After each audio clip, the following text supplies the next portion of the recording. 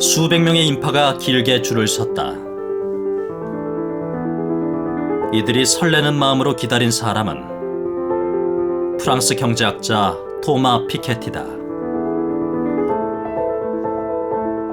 올해 4월 그의 책 21세기 자본은 영어판으로 출간되자마자 없어서 못 파는 책이 되었다.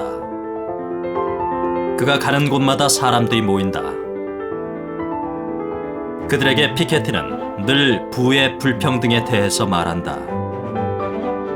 It's not clear whether this is a good deal or not for the rest of the population. 그를 반기는 건 일반인들뿐만이 아니다. It's a fantastic. 폴 크루그먼은 그의 책이 10년 동안 가장 중요한 경제학서가 될 것이라고 예상했다. He's also provided us with an organizing framework for thinking about the evolution of inequality. 스티글리츠는 불평등의 확대가 자본주의의 본질이란 것을 밝혀낸 피케티를 극찬했다. 폴 크루그먼은 그의 책이 준 충격을 피케티 패닉이라고 표현했다. 한 달 전 그의 책이 한국어판으로 출간되었다. 바로 베스트셀러에 올랐다. 전 세계가 43세의 젊은 경제학자 피케티의 목소리에 귀를 기울인다. Thomas has been described, as we know, as a rock star. 그가 가는 곳마다 록스타 못지않은 환호가 이어진다. 그의 돌풍은 뜨겁고 강하게 불고 있다. 피케티, 과연 그가 21세기 자본주의에 던지는 질문은 무엇일까?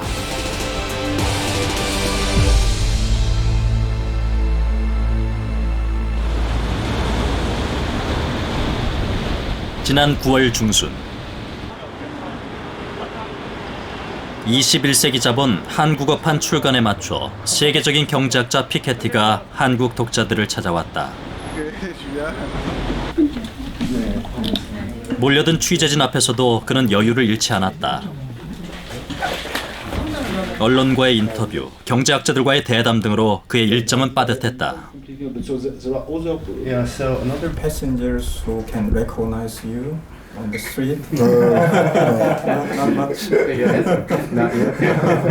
You are almost a star.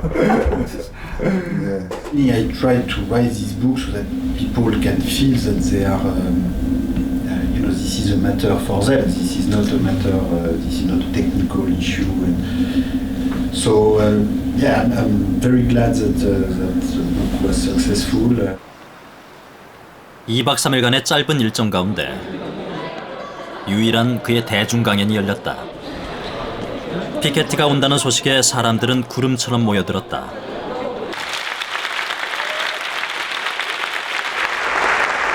한국 청중 앞에 선 피케티가 천천히 서두를 연다.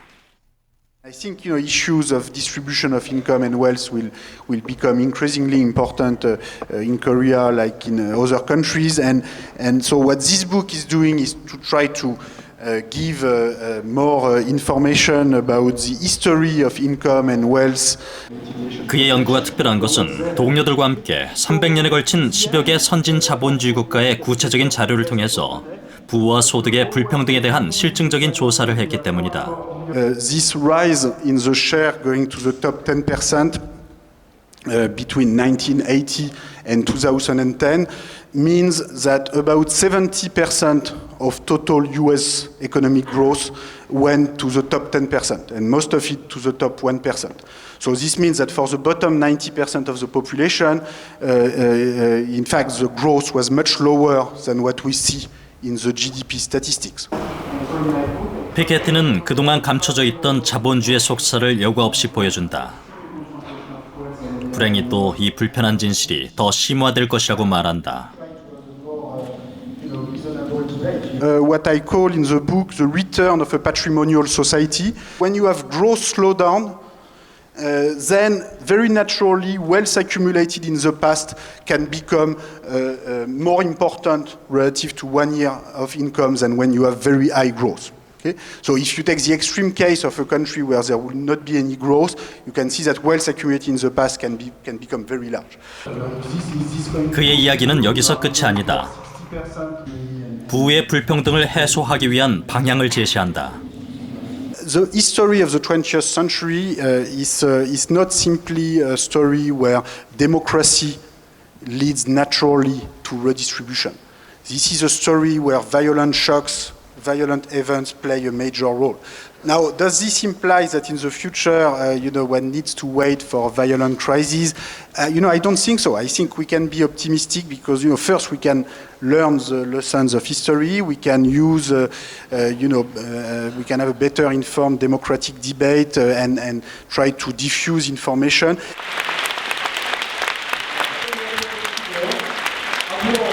우리나라에서 지금 불평등 문제나 또는 포퓰리즘 문제 이게 이제 세월호 상충되는 부분이 있는데 그 문제가 지금 이렇게 표면 위로 아직 올라와 있지만 않을 뿐 사람들이 많은 이렇게 관심을 가진 부분에 대해서 저도 다시 한번 이렇게 생각을 많이 하게 된 계기가 됐어요. 인문학적인 얘기를 많이 이제 안에 담았던 게 되게 대중들한테도 많이 이해하기 쉽게 더 다가올 수 있게 한 게 아닌가라는 생각이 들어요.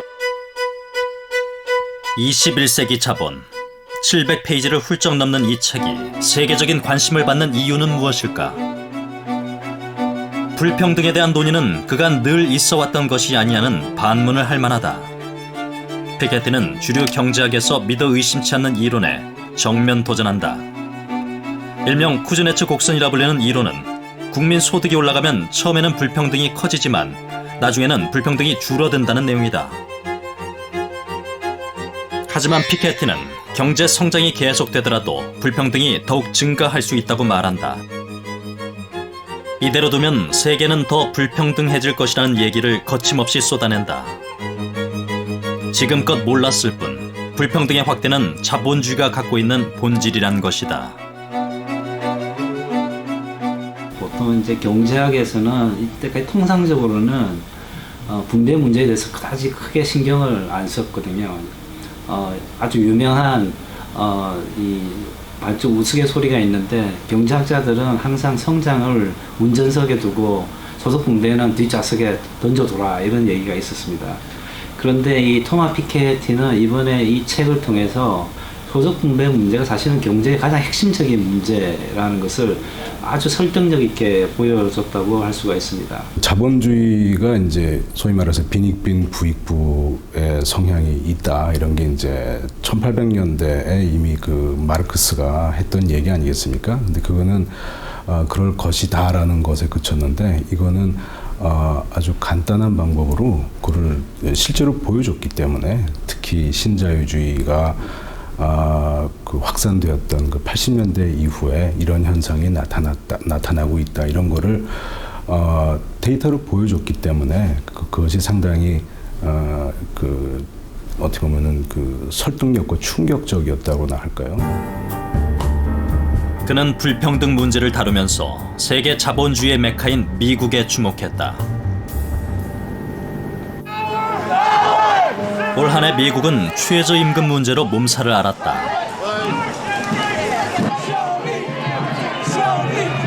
세계 최대 패스트푸드점의 근로자들이 시위를 벌였다. 이들의 요구는 시간당 임금을 $15로 올려달라는 것이다. We're asking and we're demanding for 50. We're not asking for so much. We're just asking for about so much so we could be able to live. Porque estoy aquí para un mejor salario, para salir más adelante, porque el mínimo que uno gana no es para salir adelante. Uno está siempre en el mismo círculo y uno quiere superarse y salir más adelante con su familia. 현재 미국 패스트푸드 매장 근로자가 시간당 받는 임금은 평균 $9 정도다. 그런데 미국 연방 최저임금은 이보다도 낮다. 1960년대 $10를 기록한 이후 계속 하락해 최근엔 $7 선으로 내려왔다. 올해 초 버락 오바마 대통령은 최저임금 인상을 주요 정책 현안으로 내세웠다. It's easy to remember. 10-10. 10-10. Let's get that done. Raise the federal minimum wage to 10-10 wouldn't just raise wages for minimum wage workers. Its effect would lift wages for about 28 million Americans. 연방 법률을 수정하는 이 시도는 실패했다. 하지만 주나 시 단위에서의 움직임은 계속됐다. 시애틀의 시장은 시간당 최저임금을 15달러로 올리는 방안을 공식 제안했다. 노동자들도 자신들의 권리를 외치며 거리로 나왔다. People of Seattle, we deserve to be paid a living wage. We deserve the rights that are guaranteed to us by our laws. 결과는 성공적이었다. 시애틀에서 노동자 500명 이상을 고용한 사업장은 2017년까지 시간당 최저임금을 15달러로 올려야 한다. 이는 미국 내 최고 수준이다. When all workers go to 15, that will represent a transfer of wealth of $3 billion, with a B, $3 billion from the bosses to the workers. So that's a very good thing. It's a blow against income inequality, but it will not be enough. It's only a drop in the ocean of income inequality that we have to fight. 많은 사람들이 최저임금 인상 소식을 반겼다. 패스트푸드점에서 일하는 마티나 씨도 그중 한 사람이다. 시간당 9.47달러로 책정된 지금 월급으로는 할 수 있는 것이 별로 없다. If I wanted to move out on my own, it's not affordable. I would literally be able to just pay my rent. No water, no sewer, no garbage, no lights, no nothing extra. 당장은 아니지만 그녀는 희망을 품는다. 늘 정체되었거나 혹은 내리막길이었던 삶이 조금은 나아질 것이란 기대가 생겼다. $1,100 a month to making $2,500 a month. It's a huge jump. And it will definitely change. Get my own place, go back to school, get my own car. There's a lot of things I would do with that. 현재 미국 8개 주정부가 시간당 최저임금을 올렸다. 그러나 이것은 극히 작은 변화에 불과하다.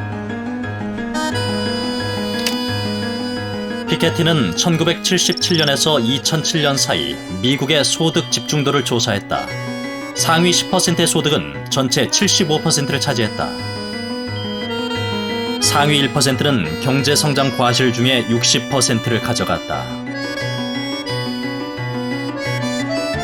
그 나머지가 하위 90%의 몫이 되었다.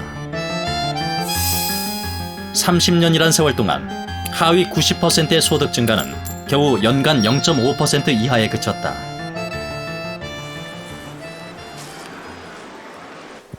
피케티는 지나친 불평등을 완화하는 것이 성장에 도움이 된다고 한다. 즉, 성장과 분배가 양자택일의 선택이 아니라고 말한다. Inequality is not a problem in itself. If inequality remains at a reasonable level, then it can be useful for economic growth and it can be useful for everybody. The problem is when inequality becomes excessive, becomes too extreme, then it's not useful anymore for growth, and it can even be bad for growth because very high inequality often comes together with high perpetuation of inequality over time, limited social mobility. 피케티의 이론은 그럴 것이라는 추정에서 나온 것이 아니다. 그는 미국 국세청이 갖고 있는 과거 과세 자료를 모두 뒤졌다. 그리고 15년에 걸쳐 그 방대한 자료를 분석했다. 그 결과 피케티는 재밌는 사실을 발견하게 된다. 미국 상위 1%의 소득 집중도가 가장 높았던 두 시점이 있다. 바로 1928년과 2007년이다. 그 이듬해 세계는 대공황과 금융위기라는 엄청난 사건을 겪게 된다. 당시 전 세계 경제활동이 마비될 정도로 사태는 심각했다. 소득 불평등이 가장 심했던 1928년과 2007년. 놀랍게도 두 해의 모습은 꼭 닮아 있다.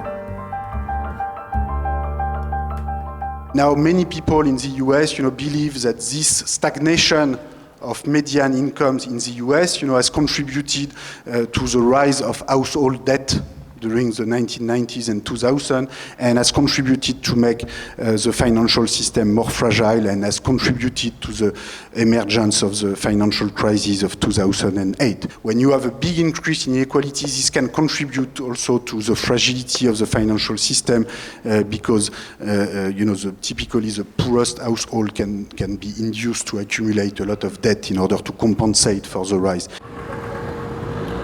피케티는 불평등이 미국만의 문제는 아니라고 말한다. 한국의 상황은 어떨까? 안녕하세요. 네, 어서 오세요. 두부 하나 주세요. 두부 얼마예요? 최형선 씨는 시장에 나올 때마다 한숨이 깊다. 치솟는 물가 탓에 지갑을 열기가 쉽지 않다. 많이 주세요. 네.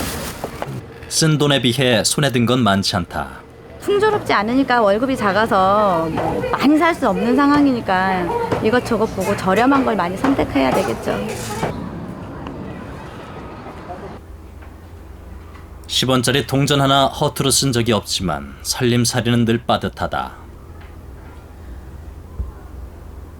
천정부지로 솟는 물가 탓도 있지만 그녀의 삶을 더욱 팍팍하게 하는 것은 따로 있다. 저희가 10년을 다니면서 어떨 때는 정말 50원 오른 적도 있어요. 1년에. 정말 많이 올라야 200원, 250원 오르고 동결된 적도 있고 이러니까 월급은 점점 줄어드는 거예요. 그러니까 사실 최저임금에서 근사치예요. 지금은. 한 직장에서 게으름 한 번 피우지 않고 10년을 근무했다. 2004년도. 그런데 월급은 10년 전과 지금 거의 차이가 나지 않는다. 2006년도에도 보면은 120만 원 정도 탄 적도 있네. 물가는 올랐는데 월급은 제자리 걸음이다. 실질적인 임금은 줄었다는 얘기다. 근데 저희가 10년 전에는 정말 이 상승하는 상태였기 때문에 점포도 많이 늘었고 그럼에도 불구하고 직원들에게 월급은 고작 맨날 100원, 200원 이게 다였으니까 해를 거듭할수록 회사의 덩치는 커져갔다. 하지만 회사 성장의 한 축이었던 노동자들의 삶은 점점 더 위축되었다. 한국의 전체 노동 생산성과 실질 임금은 거의 같은 비율로 꾸준히 증가해왔다. 그런데 최근 들어 실질 임금은 노동 생산성에 미치지 못하고 있다. 2008년부터 우리나라 전체적인 근로자들의 임금이 실질 가치로 전혀 증가하지가 않고 있거든요. 그 말은 뭐냐면은 2008년 이후에 지금까지 평균적인 근로자들이 자기 생활이 나아지지 않았다는 거예요. 우리나라에서 이렇게까지 오랜 기간 동안 실질 임금이 정체가 되었던 적이 없었기 때문에 이것은 거의 처음 경험하는 일이거든요. 어떻게 보면 기업의 성과하고 가계가 서로 단절이 되어 있다. 그래서 기업은 따로, 가계 따로. 그래서 기업이 아무리 잘 돼도 가계가 그 혜택을 받지 못하는 이런 상황이 되니까. 그렇게 되니까 이제 가계는 자꾸 부채를 지게 되고요. 소득이 늘어나지 않으니까요. 그렇다면 생산성 증가분의 나머지는 누가 가져가는 것일까? 국민 소득은 분배 측면에서 일을 해서 버는 노동소득과 자본을 소유함으로써 얻는 자본소득으로 나뉜다. 즉, 노동의 몫이 작아졌다는 것은 자본의 몫이 커졌다는 것을 의미한다. 다른 말로 자본소득 분배율이 클수록 국민소득에서 자본의 몫이 더 크다는 얘기다. 말하자면은 생산성에 못 미치는 임금이 다 기업 소득으로 가는 거거든요. 기업 소득으로 가게 되면은 그것이 이제 자본 소득이 되는 것이고, 그렇게 되면 이제 피케티는 뭐라고 말하냐면은 이 자본 소득은 자본화하기가 쉽다. 이게 그 소득을 갖다가 자본의 형태로 무슨 주식, 채권, 예금, 뭐죠? 임대료, 이런 형태로 일단 만들지 않습니까? 그러니까 높은 소득을 받으면은 그걸 갖다가 현찰로 갖고 있지를 않고 다 자본의 형태로 이렇게 분산을 하겠죠. 모든 국민이 중산층이라고 자부하던 일본의 상황도 그리 좋지만은 않다. 사이토 아키라 씨는 4년 전 다니던 회사에서 해고되었다. 그를 비롯해 해고된 165명 대부분은 숙련된 조종사와 승무원이었다. 사이토 아키라 씨도 연봉 1,000만 엔 이상을 받던 부기장이었다.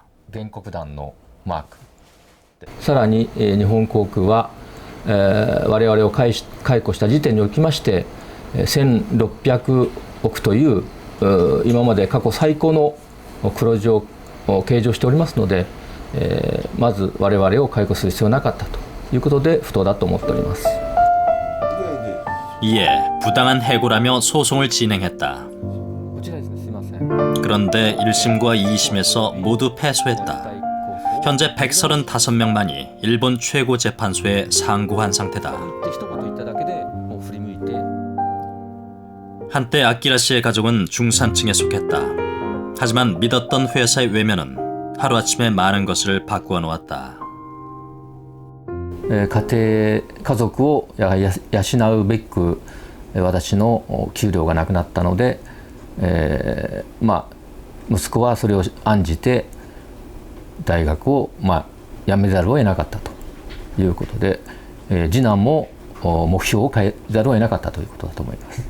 で、家庭をやはり家族を守るために私の代わりに女房が仕事をしたということです。 한순간에 내리막길로 곤두박질 칠 거라곤 상상해 본 적이 없다. 일본의 많은 중산층이 하위 계층으로 전락하고 있다. 심화되는 불평등은 중산층의 몰락을 의미한다. 90年代後半になって名目 GDP で日本は増えてるのにですね、雇用者報酬は減るんですね。でということは例えば日本経済ですと500兆円の名目 GDP で510兆円に増やしましたと。でそしたら11兆円は資本が取りますよと。資本の利益はプラス11兆円なんですね。でも付加価値は10兆円しか増えてないですから、雇用者報酬はじゃあ1兆円減らしますという事態に一瞬なったんですね。もうかなり日本はですね、一億総中流というのはもう今はもう解体してしまったというですね。 경제가 성장함에도 실질 임금이 줄어든다는 건 노동의 몫인 노동소득 분배율이 떨어지고 있다는 것을 의미한다. 이 현상은 전 세계적으로 일고 있다.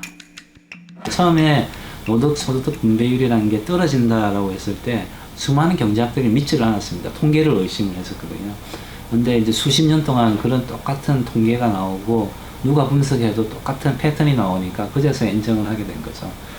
그래서 그런 의미에서 이 노동소득 분배율이 일정하다라는 것은 참 경제학에서 정말 오래된 편견이라고 할 수가 있습니다. 피케티는 두 가지의 자본주의 법칙으로 불평등 현상을 설명한다. 자본주의 제일 기본 법칙은 국민 소득에서 자본 소득이 차지하는 몫에 대한 것이다. 이 자본 소득 비중을 결정하는 두 요인이 있다. 여기서 R은 자본의 수익률을 뜻한다. 피케티는 역사 자료를 통해 자본 수익률의 추이를 살펴봤다. 약간의 변동은 있지만 장기간에 걸쳐 자본 수익률은 대체로 4~5% 선에서 일정했다. 또 다른 요인인 베타는 일명 피케티 비율이라고 불린다. 베타는 축적된 자본의 크기가 국민 소득 대비 몇 배나 되는지를 나타내는 숫자다.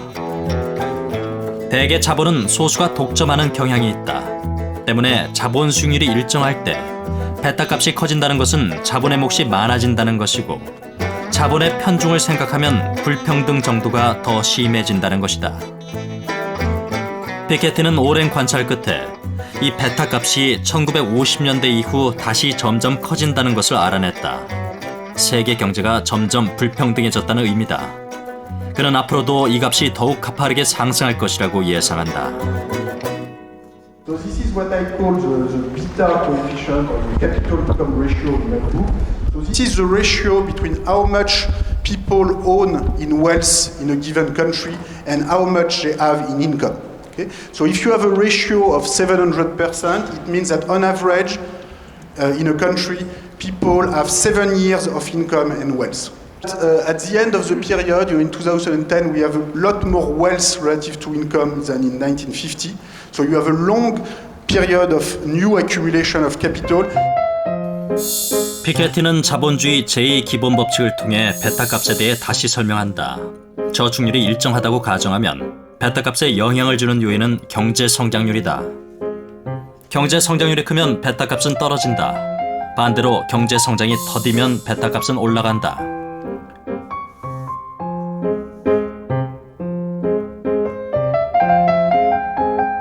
이 두 가지 법칙을 종합해 봤을 때 결론은 명확해진다. 세후 자본 수익률이 경제 성장률보다 더 크다면 전체 국민 소득에서 자본이 가져가는 몫은 계속 커진다. 피케티는 이것이 예외적이었던 20세기 전반부의 시기를 제외하면 자본주의 역사에서 계속 벌어진 일이라고 주장한다. 그는 경제 성장률 하락이 예상되는 향후에는 이 격차가 더욱더 커질 것이라는 암울한 전망을 한다. One reason historically why we've seen very large concentration of wealth in large number of societies is, I believe, the tendency for the rate of return to capital to be higher than the growth rate. So for instance, if the rate of return to capital is 5% per year, and if the growth rate of the economy is only 1%, then what this means is that when you have large initial wealth, you can consume the biggest part of the return to your wealth. In fact, you can consume 4/5 of the return, and you just need to reinvest 1/5 of the return to ensure that your wealth and the wealth of your family will rise as fast as the size of the economy. So R bigger than G means that these are very good conditions for large wealth holders to sustain. 쉽게 말하면 돈이 돈을 버는 속도가 일을 해서 노동이 돈을 버는 속도보다 빠르기 때문에 자본 축적이 소득이 올라가는 그런 속도보다 더 높아지고 그에 따라서 부와 그리고 소득의 불평등이 더욱더 심화되어 왔다는 것입니다. 중요한 것은 부의 불평등이 한 세대만의 문제가 아니라는 것이다. 대학 4학년생인 장재란 씨.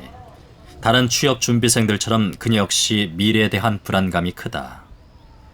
바로 취업을 해야 되는 상황이고 그래서 좀 많이 막막하고 좀 두려움이 많죠. 취업이 안 되면 큰일 나니까, 인생이 큰일 나니까. 공부하고 취업 준비하기에도 빠듯한 시간이지만 그녀가 꼭 가야만 하는 곳이 있다. 재란 씨는 대학 입학 이후 지금까지 이 일을 쉬어본 적이 없다. 이곳 패스트푸드점에서 일한 지도 벌써 1년째. 하지만 고된 노동은 좀처럼 익숙해지지 않는다. 사람들이 엄청 많이 와요. 그러면 그 일이 진짜 막 터져요, 진짜. 사람들이 너무 많이 올 때는 갈 때 20분밖에 안 걷는데 막 쩔뚝쩔뚝거리면서 그냥 걷고 막. 늦은 밤, 재란 씨의 일과가 끝날 기미가 보이지 않는다. 청춘을 누릴 틈도 없이 바쁘다. 하지만 지난 4년간 받은 학자금 대출이 고스란히 빚으로 남아 그녀를 짓누른다. 저 1,000만 원이라는 돈을 만져본 적이 없거든요. 볼 때마다 넋이 나가요, 그냥. 우리 부모님한테도 나는 그래도 그렇게 부담을 드리고 싶지 않아라고 떳떳하게 말해도 내심 부러운 거죠. 아, 저 사람하고 나하고 상황이 많이 다른 건데 그 상황 자체가 나에게는 어떤 출발선상이 다를 수도 있는 지점이 있겠구나. 두 어깨에 짊어진 현실의 무게는 누군가와의 경쟁에서 짐이 될지도 모른다. 실제로 학비 조달 방식에 따른 정규직 취업 비율을 조사한 결과가 있는데 부모의 지원을 받은 학생들이 더 많이 정규직에 채용되었다. 우리나라에서 이제 교육이 아까도 말씀드렸듯이 이제 사교육과 또 대학에서의 학비 조달 방식 이런 것들이 이제 그 취업하는 데 있어서 굉장히 이제 중요한 영향을 미치기 때문에 이제 그러한 면에서는 우리나라에서 교육은 어떻게 보면은 그 부모의 계급을 세습하는, 그러니까 그거를 극복하는 통로라기보다는 오히려 그걸 강화시켜주는 그런 역할을 하는 것으로 생각됩니다. Is that in the US, if you take Harvard University, the average income of the parents of the students of Harvard University is approximately equal to the average income of the top 2% of the US distribution of family income. So, I think this is a problem, and I think this is a challenge not only for the US, but also for Europe and for Korea and for China and for every country in the world to try to reconcile efficiency in university with equal opportunity and with broad investment in skills.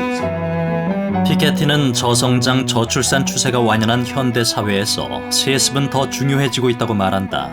이는 예전 신분 사회로의 회귀, 민주주의의 퇴행을 의미한다. 내가 누구의 자식으로 태어나는가가 더 중요한 거지, 아니면 내가 누구와 결혼하는가가 더 중요한 거지, 내가 열심히 한다거나 정직하게 열심히 한다거나 아니면은 어떤 좋은 생각을 갖고 있다거나, 이거보다는 피와 그다음에 인적 관계, 이게 더 중요한 사회가 되면은 이거는 건강한 사회가 아니고, 이게 제가 볼 적에는 소득 격차가 벌어지고 있다는 것보다 훨씬 우리가 중요하게 받아들여야 될 것이, 이게 세습이 되면은 건강한 민주주의가 될 수 없고 건강한 자본주의가 될 수 없다. 이 얘기를 받아들여야 새겨야 된다고 생각합니다. 우리는 자본주의에 내재된 이 불평등에 어떻게 대처해야 할까? 일본의 작은 빵가게는 자신들만의 대안을 찾아나가고 있다. 사장 와타나베 이타루 씨의 혁신적인 경영 방식이 바로 그것이다. 이 가게 직원들은 노동의 즐거움을 만끽한다. 가게에서 나오는 수익을 직원들에게 고루 나눠주기 때문이다. で今年に入って、前期の、売り上げもそこそこ良かったので、そこはボーナスにして、支払っています。それから今年、12月にまた利益が出た部分で、ボーナスを出していこうかなと思ってます。渡辺さん本人もボーナスは？私はいえ、ボーナスはもらってないんです。はい。最終的に残ったところからこのぐらいの私の給料はこれぐらいは妥当じゃないかっていう部分をいただくという形になるでしょうね。はい。 수익을 가져가는 1순위는 직원이다. 사장은 가장 마지막에 자신의 몫을 챙긴다. いいと思います。いいと思います。やっぱそうですよね。売り上げに比例して自分たちの給料が上がるっていうのはすごくいいなと思います。 それをみんな思っててもなかなかみんな実行できないと思うんですね。だからそれを実行できてるのは本当すごいなと思いますね。가게의 성장에 기여한 노동의 대가를 정당히 지급한다. 더 큰 성장의 발판이 된다고 여기기 때문이다. できるだけ分配して、そしてその分配した消費速度、つまり貨幣の流通速度が速くなれば庶民にとっては豊かになるというその考えをもとに今の自分のこの経営を作ってきてますね。 사람들은 자본과 노동의 몫을 고루 나누는 방법을 고민한다. 하지만 모두가 물 흐르듯 자연스럽게 분배를 하는 것은 아니다. 피케티의 책에 흥미로운 점이 있다. 미국의 상위 1% 소득이 감소하던 시절 미국의 대통령은 루즈벨트였다. 그는 최저임금 규제 등 현대적 노동법과 최고 88%에 이르는 개인 소득세 정책을 도입했다. 덕분에 극심했던 불평등도는 하락했고 미국 자본주의는 황금기로 들어섰다. 반면 상위 1% 소득이 가파르게 상승하던 시절 미국 레이건 대통령과 영국 대처 총리는 개인 소득세율 대폭 인하와 금융과 노동시장의 규제 완화를 시행했다. 피케티는 이런 역사적 사실을 토대로 경제는 곧 정치임을 이야기한다. The main conclusion is that there is no main conclusion. The main conclusion is that there are several possible future. There are several possible evolutions. This really depends on the institution and policies that we choose. And there are really different forces that we can influence through policy. 물론 모두가 피케티의 의견에 동조하는 것은 아니다. 불평등을 바라보는 시각조차도 미국 내에서 엇갈리고 있다. In the United States, people don't mind inequality. They aspire to be rich themselves. We can also see that all the capital that Professor Piketty doesn't like, he doesn't like accumulation of capital, but it does result in sources of investment. Small businessmen can borrow this capital. It can be used. Capital in terms of stocks and shares is in the pension plans of many low-income or middle-income Americans. It is true that if there is, for example, too much equalization of incomes, then there is no incentive. The problem is that if that system continues to work or not, because we now have, like we had in 1920s, signs that very high levels of inequality actually impede the realization of that dream. In other words, the very rich people, once they have established themselves and their own, children and so on, essentially create enclaves for themselves, and everybody else is at a very different plane and without the chance of ever acceding to the top.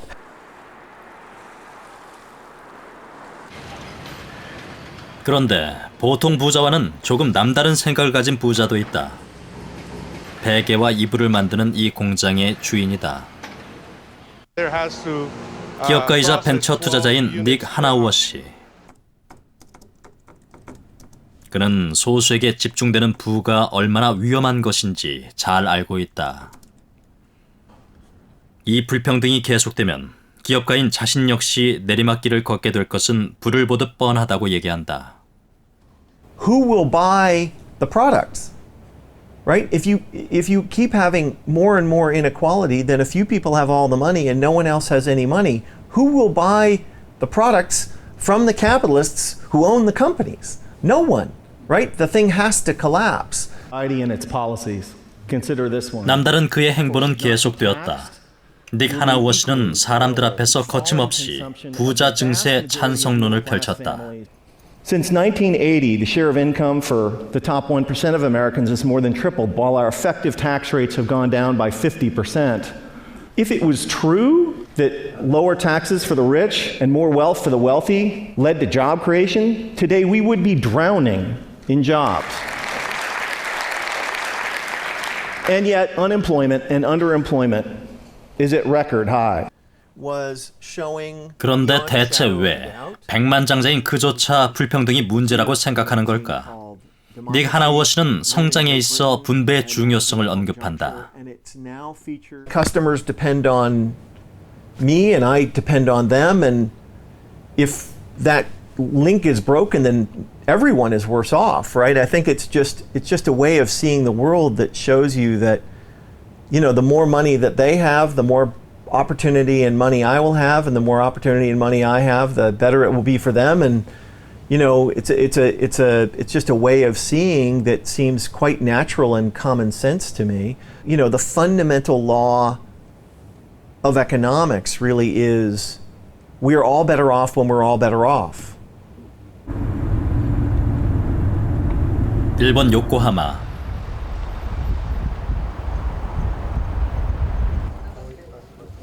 이곳에 있는 한 모바일 게임 업체는 회사의 이익을 월급 이외의 방법으로 나눠준다. 그런데 그 방법이 조금 독특하다. 한 달에 하루 직원들이 손꼽아 기다리는 날이 있다. 오락기 비슷한 기계에 직원 카드를 찍은 뒤 주사위를 ton진다. 숫자 2가 나왔다. 물론 근무 중에 오락을 즐기려는 것은 아닐 것이다.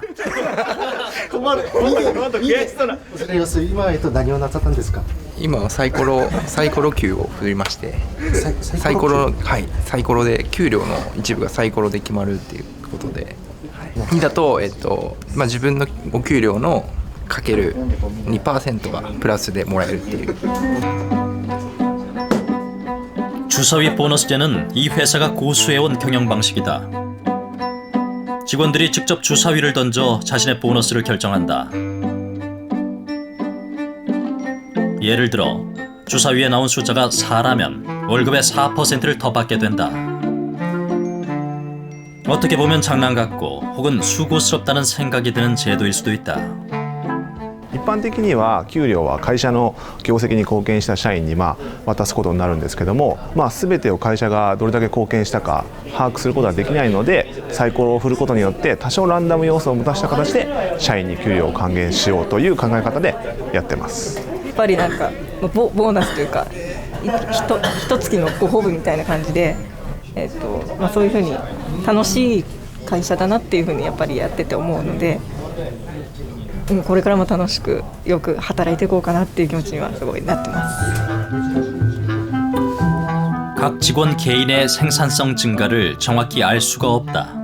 때문에 이런 방식으로 노동의 몫을 나눠주고 있다. 덕분에 직원들의 근로 의욕은 더 상승했다.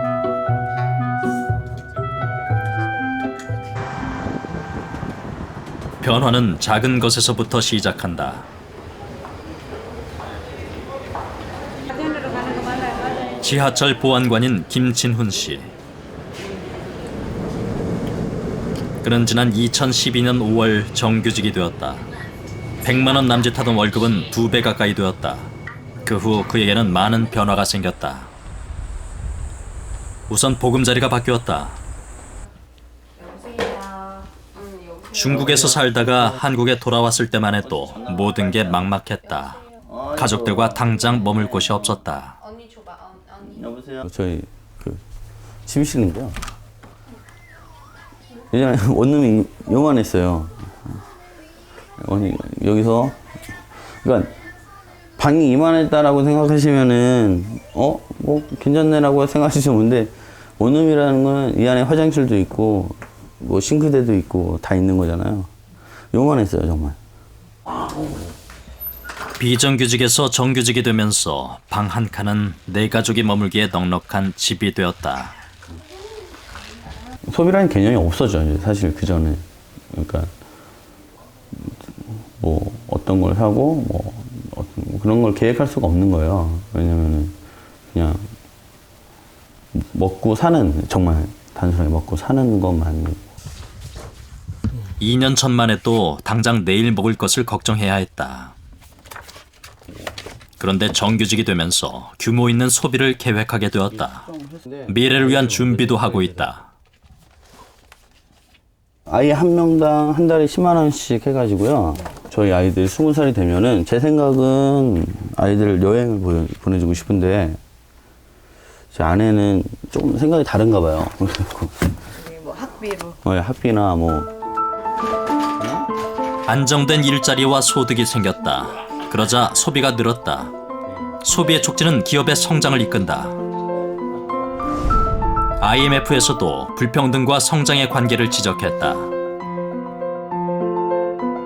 불평등 현상을 외면하고 성장에만 초점을 맞출 경우 오히려 저성장을 가져온다는 것이다. IMF도 예전 입장에서 많이 바뀌어서 지금은 소득 분배 개선을 위한 정책이 경제 성장을 해치지는 않는다라고 보고 있습니다. 오히려 반대로 불평등이 높을수록 경제 성장이 불안정해진다라는 이런 여러 가지 실증 연구 결과를 내놓고 있고요. 과거와 같이 소득과 분배가 이원화된 서로 상반된 개념이라고 생각하지 않습니다. 결국은 내수를 활성화시켜서 그것을 경제 성장으로 이끄는 과정에서는 충분한 양의 분배가 이루어지는 것 역시 중요하다고 생각됩니다. 특히 사회복지와 관련된 부분은 기업들의 경쟁력을 오히려 강화시키는 데도 중요한 역할을 하게 됩니다. 어떻게 불평등을 해소할 것인가? 글로벌 부유세 도입, 고소득자에게 누진세 적용, 교육에 대한 공공투자. 이것이 피케티의 제안이다.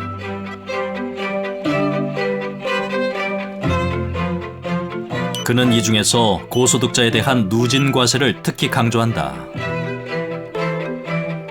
What we find is that, for instance, a country like the United States, between 1930 and 1980, so during half a century, a very, very long time period, had a top tax rate on very high incomes, which on average was 82%.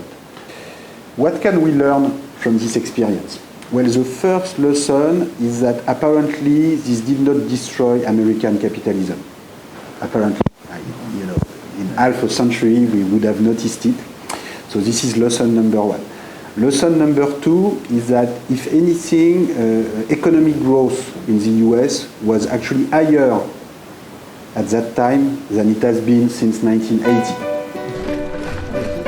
프랑스 올랑드 대통령은 2012년 대선 당시 최고 75%의 소득세율 도입을 공약으로 내걸었다. 하지만 이는 위헌 판결을 받았다. 현실에서 피케티의 해법은 쉽지 않은 것이 사실이다. 과연 그 과세가 제대로 실현이 됐을까, 약속대로 실현이 될까 하는 것에 대해서 많은 사람들이 의심을 포하고 있지 않습니까? 피케티의 논리를 제일 많이 따랐다고 하는 프랑스 경우에도 보면은 굉장히 현실적으로 어렵고 정치적으로 좀 어렵지 않습니까? 이런 점에서 보면 역시 현실적인 면에서도 피케티의 정책 건의는 상당히 응용하기가 심지어 프랑스에조차도 적용하기 어려운 그런 상황에 봉착되어 있는 거 아닌가 생각하고 있습니다. 하지만 우리나라에서도 그의 주장에 동조하는 사람들은 늘어가고 있다.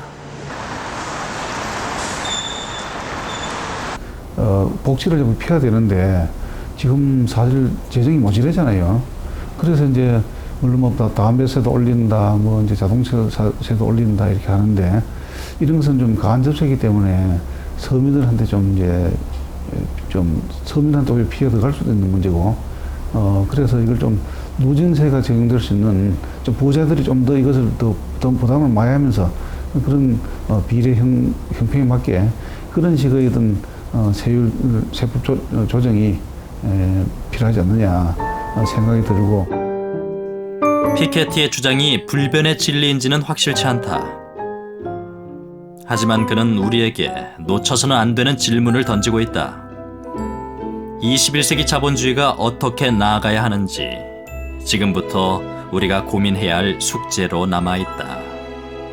Important question is why is the world today different? We feel that we live in a world that is somewhat more meritocratic. Is it really true? And most importantly, are we sure that we are going to be forever in a world that's more meritocratic? What are the deep reasons that make a world more meritocratic, and what are the deep reasons that make the relative importance of inheritance as compared to labor income, wage income, more or less important? I think we believe we want capitalism and market forces to be the slave of democracy rather than democracy be the slave of capitalism. And this requires, I think, a very important rethinking of our economic and political history.